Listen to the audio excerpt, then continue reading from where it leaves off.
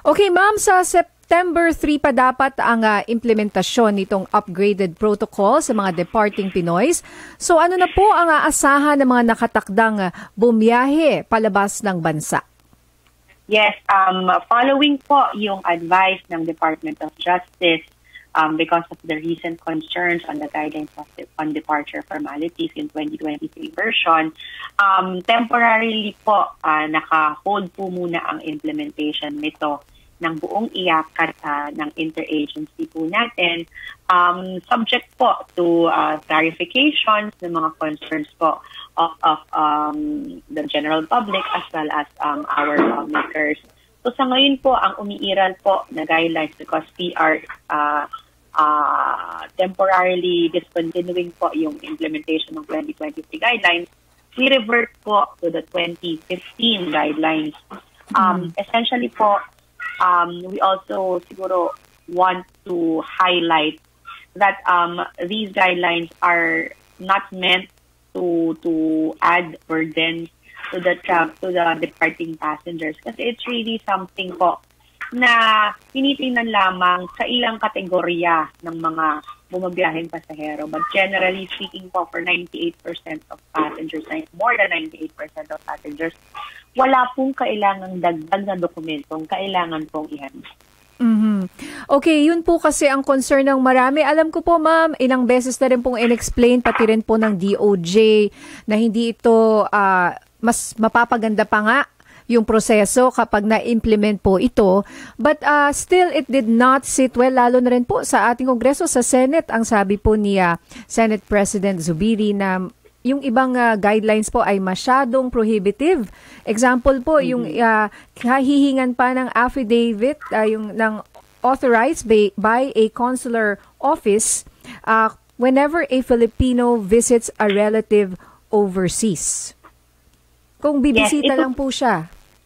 Yes, ito pong guidelines na to, like I mentioned earlier, it's not for everybody. Ang na-require lang po noong additional documents are those dun sa tourist category are those who will undergo secondary inspection. Tayo po ay mag-undergo lamang ng secondary inspection if our documents, purpose of travel do not match or may nakita po ang immigration officer na similar pattern doon po sa mga previous na nahuli na victims of trafficking or na-intercept rather the victims of trafficking and illegal recruitment.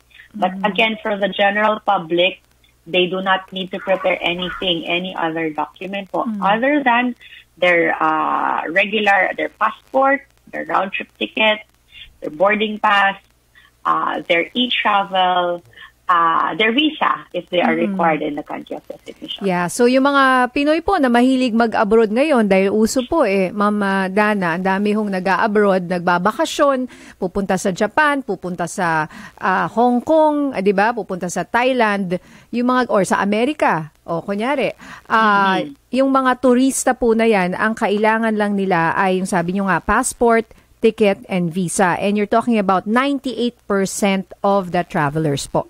Yes, there is nothing to worry about po kung ano po yung previous natin na procedures. It is still the same metrics po na ginagamit ng ating mga immigration officers. Sa totoo lang nakita ko po yung kailangan talagang pag-usapan po ito siguro at i-clarify at ma-inform po ang general public because Ms. Nina, even my own mother was asking me about these guidelines. So I think I saw really that it's important. So we raised this concern po kahapon nagkaroon ng meeting ang Interagency Council Against Trafficking. So representatives from the different government agencies were there. And one thing that was discussed there is the pressing need po ng massive information campaign on difference of the new guidelines doon po sa old guidelines. Because I think that's where the question is starting because there is a misconception that these requirements is for everybody and it's going to be an added problem for everybody. But essentially, it's the same po na procedures. Doon sa bagong guidelines po, ang kaibahan lang is changes in the procedures for the CFO, the Commission on Philippines Overseas, DSWD clearance for unaccompanied minors or traveling with their fathers, and binawasan po, inalis po yung arbitrariness ng decisions po ng immigration officers for secondary inspection, for those undergoing secondary inspection. Because in the old guidelines, medyo vague po yung activities po yung maaari pong i-require, halimbawa, ng isang immigration officer sa person undergoing secondary inspection.